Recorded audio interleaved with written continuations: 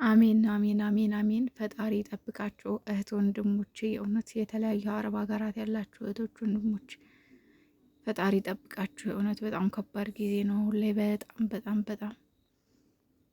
ድንጋጤው፣ ፍርሃቱ፣ ሀሳቡ፣ ጭንቀቱ ምን ያህል እንደሆነ ይገባኛል። ስላየሁት ከአሁን በፊት ማለት ነው ስለኖርኩበት ከባድ ነው። ብቻ ምን ሊሰማችሁ እንደሚችል በዚህ ሰዓት በጣም ጭንቀት፣ በጣም ናፍቆት፣ ሰቀቀን፣ በቃ እንደዛ ነው የሚሰማችሁ። የእውነት አውቃለሁኝ።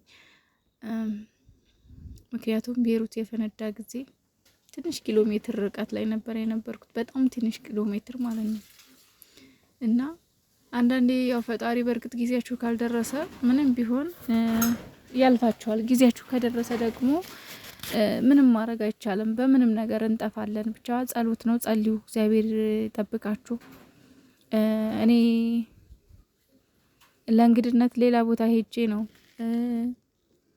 ከዛሬ ስንት ዓመት በፊት የቤሩት ፍንዳታ ጊዜ ለእንግድነት ሌላ ቦታ ሄጄ ነው የኛ ቤት ፈራርሶ ውድምድም ብሎ መስቶቱ ፈራርሶ እያገኘ ነው ስንመለስ ማለት ነው። ቤተሰቦች ተሳፍረው እኔ ሌላ ቦታ ሄጄ ማለት ነው። እና አንዳንዴ ተረፎ ካለን ደግሞ ፈጣሪ በምንም አድርጎ ያተርፈናል። ሂዱ ጊዜያችሁ ነው ካለን ደግሞ በምንም ማምለጥ አንችልም። መብርሃን ትሁናችሁ።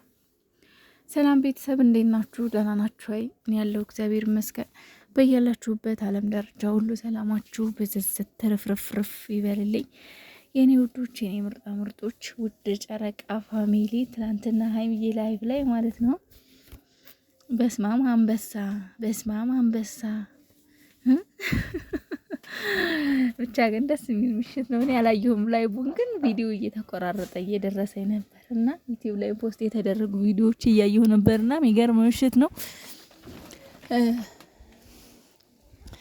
የምር ማለት ነው። የሀይሚ ቤተሰቦች በጣም ትለያላችሁ። በጣም ማታ የነበረ ደስታ ላይ አለመኖሬ በጣም ማዝነው። በእውነቱ በጣም ነው የማዝነው። እዚህን የመሰለ ደስታ ላይ አለመኖሬ ማለት ነው። ሀይሚዬ ግማሹንም ሲከፋት ግማሹንም ደስ ሲላት ነበር። በነገራችን ላይ ሙሉ ለሙሉ ደስተኛ አልነበረችም። በተለይ ስለ ብሩኬ ሲነሳ አንገቷን ቀርቀር ጨነቅ ምናምን ስትል ነበርና ከባድ ነው። እና የሀይሚ እህቶች ደግሞ ትለያላችሁ ነው ይዘር አቤት ደስ ስትሉ፣ አቤት ስታስቀኑ፣ አቤት ደስ ሲል። ሀይሚዬ ይመችሽ በእውነት። እነዚህን የመሳሰሉ እህቶች ስላሉሽ ፈጣሪን አመስግኝ የምር። ሌላው ደግሞ እንግዲህ ሰሞኑን ያው በተለያዩ አረብ ሀገራት ማለትም በዱባይ፣ በኳታር፣ በኩዌት እንዲሁም በቤሩት በጣም ከባድ ጦርነት እየተካሄደ ነው። ማለት ያው አንዳንዴ እንደው በተለይ ቤሩት ለምን እንደሆነ አላቅም፣ ችግር አያጣትም። ችግር ወይ አያጣትም። እውነትም እነዚህ ጠንቋዮች አገሪቱን በቃ በሰዎች በአበሻ ብቻ ሳይሆን በሀገሪቱ ላይ ራሱ ምን እንዳደረጋቸው አይታወቅም። ፈጣሪ ይገስጻችሁ፣ እግዚአብሔር ይገስጻችሁ። እና ሁሉም በየስቶሪያቸው ላይ እንግዲህ ያው እግዚአብሔር ይጠብቃችሁ። ከሀገር ውጭ ያላችሁ እህት ወንድሞቻችን እያሉ ስቶሪ ፖስት እያደረጉ ነው። እንዲሁም ደግሞ ሁላችሁም የእውነት ጸሎት፣ ሁላችሁም ከሀገር ውጭ ላሉ ሰዎች የምር ጸሎት ያስፈልጋል። በተለይ እህቶች የማዳም ቅመሞች በብዛት ሴት ነው ብዬ ነው አረብ ሀገር ያለው በብዛት ሴቶች ናቸው። ዱባይ ነው ትንሽ ወንድ በዛ የሚለው እንጂ ሌላው ሀገራት በብዛት ሴቶች ናቸው ያሉትና እህቶች አይዟችሁ፣ የምር በጣም ያስፈራል። ያላችሁበት ስንት ነገር ትታችሁን የተሰደዳችሁት ቤተሰብ፣ እናት፣ አባት ወልዳችሁ ሄዳችኋላችሁ። ትዳራችሁን በትዳር ላይ ያላችሁ ሄዳችኋላችሁ። ባላችሁ ከዛሬ ነገ ትመጣልኛለች እያለ በጉጉት የሚጠብቅ፣ እናንተም ደግሞ ነገ ገብቼ ከባሌ ጋር ከልጄ ጋር ጥሩ ህይወት እኖራለሁ፣ ጥሩ ጊዜ ይኖረኛል፣ ጥሩ ትዳር ይኖረኛል ብላችሁ እያሰባችሁ እንደገና ደግሞ እንደዚህ አይነት ነገር ሲፈጠር ያለውን ጭንቀት ያለውን ብቻ ብዙ ነገር አለ። ብዙ ነገር ተወርቶ የማያልቅ ማለት ነው። ብዙ የሚያውቅ ነው የሚያውቀው። የስደት ህይወት ከባድ ነው እውነት ለመናገር። የሚያውቀው ያውቀዋል። እኔ እንጃ። ወይ ደግሞ አልቅሳችሁ የሆነ ነገር እንኳን ስትሆኑ አልቅሳችሁ አይወጣላችሁ። ተናግራችሁ አይወጣላችሁ። ሀዘን ቤተሰብ እንኳን ሲሞት እኮ ማልቀስ እኮ አትችሉም።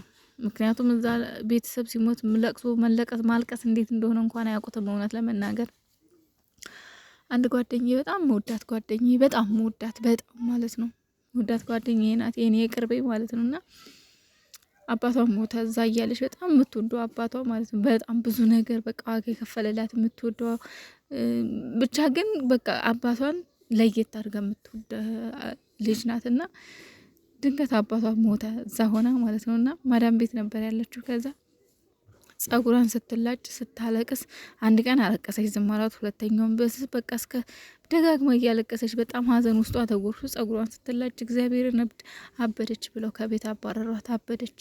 ከዛ ወደ እረፍት ቤት መጣች ማለት ነው። እኛ ጋር አበደ አመማት በቃ ነካ አርጓታል ብለው የምር አመጧት ወደ እረፍት ቤት ማለት ነውና ከባድ ነው። ጮክ ብለን እንኳን ማልቀስ አንችል፣ እንደፈለግን እንኳን አልቅሰን ሀዘናችንን እንኳን መወጣት አንችልም ነበርና በጣም አስቸጋሪ ነውና ስደት ሆናችሁ ፈጣሪ ክፉ ነገር አያሰማችሁ፣ ክፉ ነገር እናንተ የማይደርስባችሁ። ምክንያቱም ልክ እናንተ እዛ ሆናችሁ እንደምትጨነቁት ይሉ ቤተሰቦቻችሁ ለእናት አባቶቻችሁ፣ እናንተም ደግሞ ቤተሰቦቻችሁ ደግሞ በተለይ እናት ደግሞ በተለይ ልጄ ምን ደረሰባት ዛሬ፣ ልጄ ምን ላይ ትሆን፣ ልጄ እንዴት ሆና ይሆን፣ በጣም ብዙ ጭንቀት አለ፣ በጣም ብዙ ማለት ነው። እናት ደግሞ ስለ እናንተ በጣም ብዙ ትጨነቃለች እና እናንተም ክፉ ሳይደርስባችሁ እነሱም ክፉ ሳያገኛቸው በሰላም ከቤተሰቦቻችሁ ይቀላቅላችሁ። ሀይሚዬም እንግዲህ በቲክቶክ ስቶሪዋ ላይ 41ኛው ሰከንድ ላይ ነው ያየሁት እና በተለያየ አረብ ሀገራቶች ውስጥ ያላችሁ እህት ወንድሞቼ ፈጣሪ ጠብቃችሁ ለሀገራችሁ ያብቃችሁ ብላለች። አሜን አሜን አሜን አሜን። ሀይሚዬ የኔ ቅመም የኔ ቆንጆ የኔ ምርጥ ነገር። አዎ በብዛት እህቶችሽ አረብ ሀገር ነው ያሉት። ኢሮፕም አሉ ብዙ አሉ። ኢሮፕ ራሱ የሀይሚ እህቶች ግን ደግሞ አረብ ሀገር ያሉት በዛ ይላሉና ላንቺ እንዳላቸው ፍቅር ላንቺ እንዳላቸው መውደድ አዎ ድምጽ መሆን ነበረብሽ። አዎ ግን አሁንም ደርሰሽበት አላረፈድሽም ሀይሚዬ አላረፈድሽም። ከባድ ነው የአረብ ሀገር ሴት እኮ እኔ እንጃ ምን ቃል እንደሚገልጽሽ አንቺን በምን ቃል። እኛ እኮ ማለት ነው እግዚአብሔር እንኳን የአረብ ሀገር ሴት ከመባል አሁን ኢትዮጵያ ነኝ የኢትዮጵያ ሰው ነው የሚባለው። ግን እዛ ባለሁበት ጊዜ ሳስበው ምን ሆኜ ነው እላለሁ። እህቶች እግዚአብሔር ምስክር ምን ሆኜ ነው እላለሁ። ለምንድን ነው ግን ለራሴ ትንሽ ነገር ማድረግ አያስደስተኝም? ለሰው ግን ለምንድን ነው ትልቅ ነገር ሳደርግ ምንም የማይመስለኝ? አሁን ነው የሚሰማኝ እንደዚህ እያልኩና ራሳችሁን ጠብቁ እህቶች። ገንዘብ ቋጥሩ፣ ገንዘብ ያዙ። እሺ ከማንም በላይ ራሳችሁን አስቀድሙ። በፈጠራችሁ ገንዘብ ያዙ። በተለይ ገንዘብ ያዙ።